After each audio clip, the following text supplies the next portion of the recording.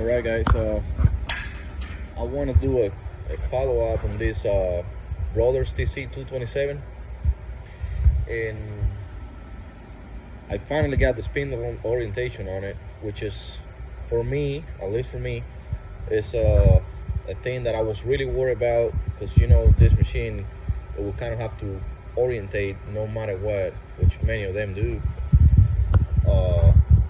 before it will go up and pick up the tool on the carousel, right? So right now I was able to get my drive to work.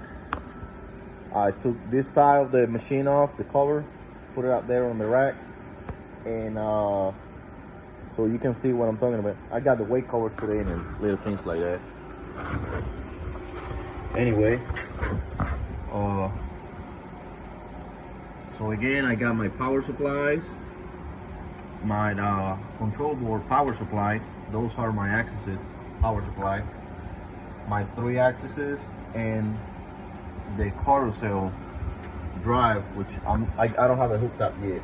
But the main thing I was worried about, and I've been mentioning it on every video I do, is I always wanted to use my spindle motor and drive from Brothers. I don't know, it's pretty quick, and it is quick still. My 3-phase transformer from Brothers too. So the main thing I done this video, I don't know if you've seen this board. This guy, he's posting these videos out of from this board, controlling 0 plus and minus 10 volts to control this whole drives or whatever.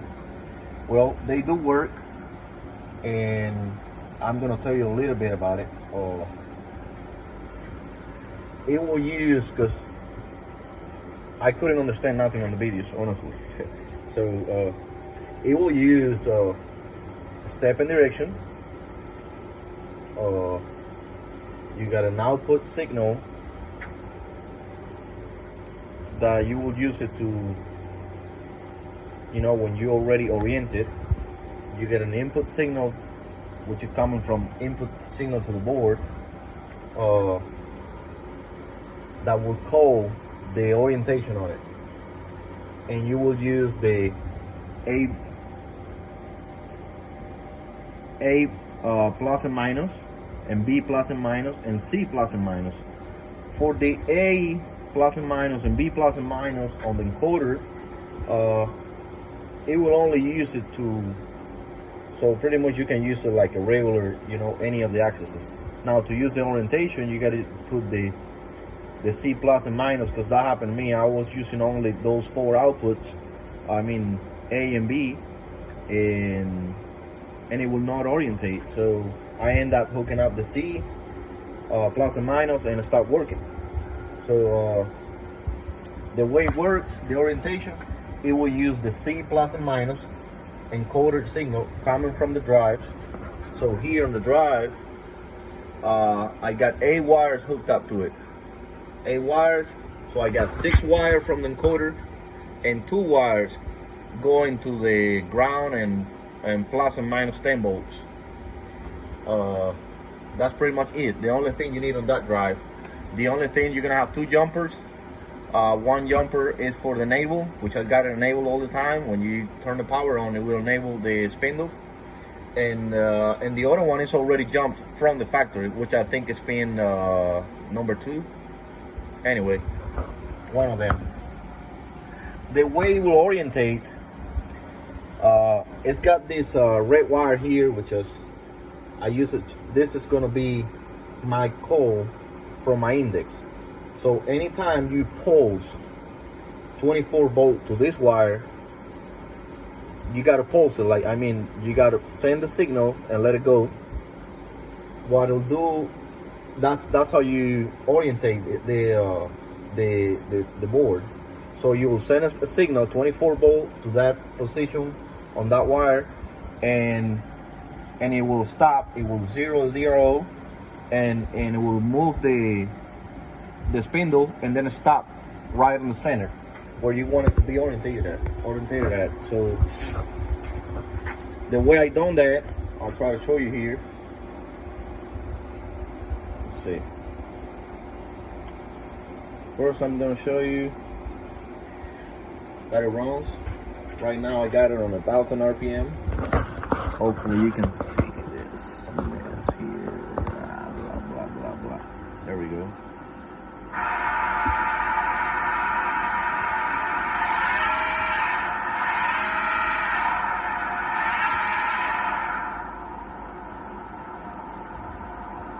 Pretty good.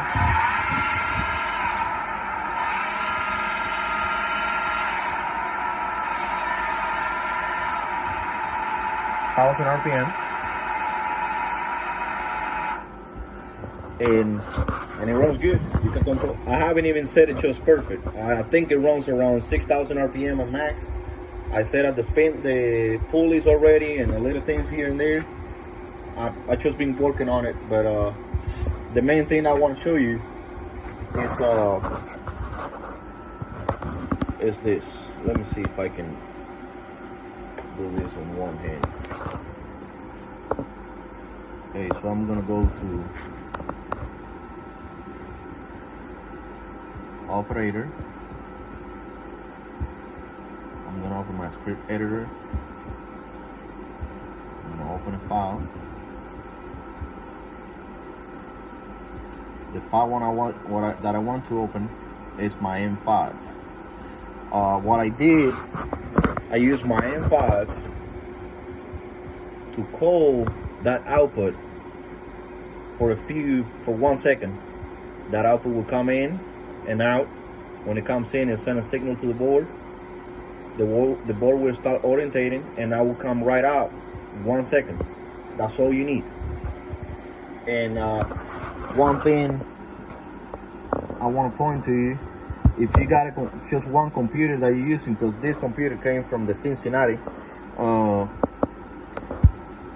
and I'm using it on this, make sure that you're using the right profile, because you might be doing change to a different machine if you're using the same computer just to test. So make sure you do that. I just erased a few of the things. Fortunately, I have backup of everything, so I go to my M5. What I did on my M5, I don't know if you can see it right. So I'm gonna do a spindle stop. I'm gonna stop my spindle. Then I'm gonna slip for 1,000, which is 1 second. I'm gonna activate output number 17. Slip for 1 second again, and deactivate output 17. So pretty much I'm waiting for my spindle to stop, then I'm turning on my output for 1 second and then stop it. And I'll show you here in a second the way I done it. Right now, no changes to this. I'm gonna go to MDI. I got a few different screen sets I'm gonna be putting on the brothers. I got it from Sam over at CNC for XX7. I always forget, but anyway, I'm gonna call. Get it? You see it there? Okay. I'm gonna call a NAM 3S 1000.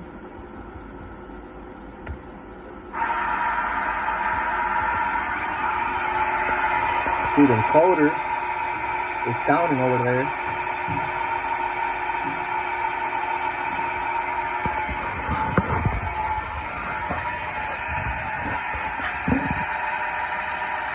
Right?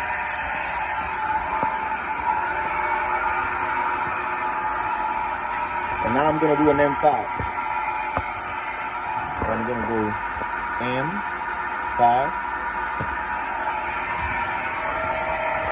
Hopefully you see that output over there.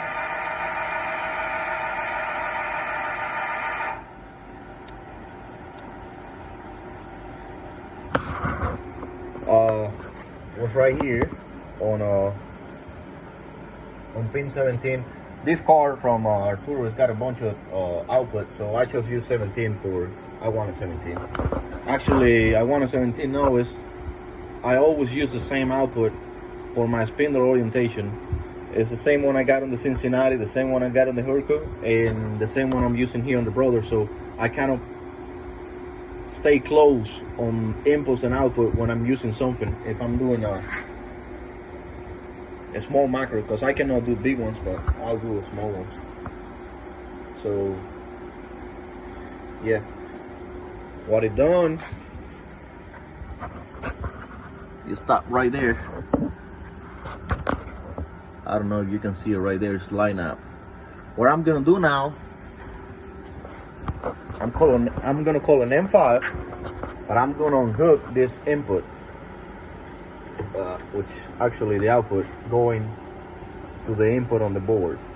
So I'm outputting from a relay to the input on the board, sending that signal for a second. So I'm gonna do an M3S1000.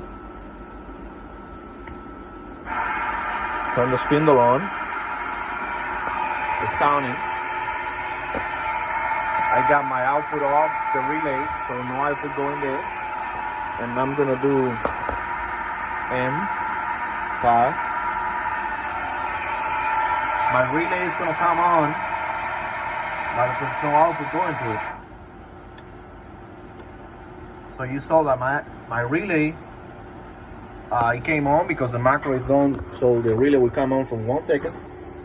But you see my DRO is set to whatever the encoder was running. So if we come here to the spindle, the spindle is not oriented, it just stopped whatever it wanted to. See? Actually it's almost 90 degrees from where it's supposed to be.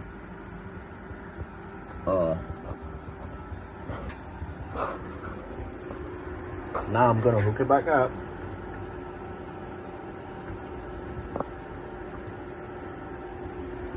And I'm gonna try just calling another M5. M5. See? Well, I don't know if you heard the relay clicking, but my DRO went to 6. I don't know what's staying on 6. But anyway, it's close to 0. And when we come here to spindle, it's oriented. So we don't have to worry about the tool not being oriented when it goes up for a tool change. It's oriented right there. And I don't know, man, these motors are stones. So there you have it.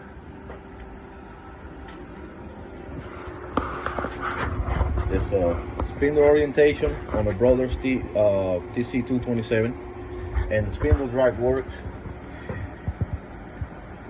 If you got a problem like this, like I had it, let's just say when I was building the Cincinnati, I don't know, I paid I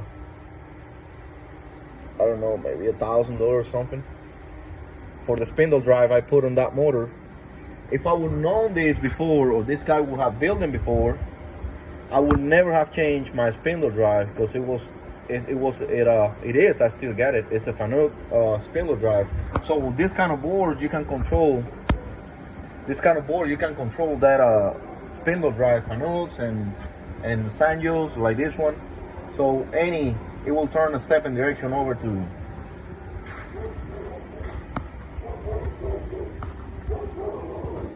plus minus 10 volts. So yeah, that's it. If you got an old spindle drive and you still want to keep it because it runs good, that's the way to go. Get you one of this board. He'll send you some kind of wiring diagram or whatever. It's easy. It's not a big deal. And that's it. So right here, I got my spindle on C axis. I mean number 6 axis. I'm using my input.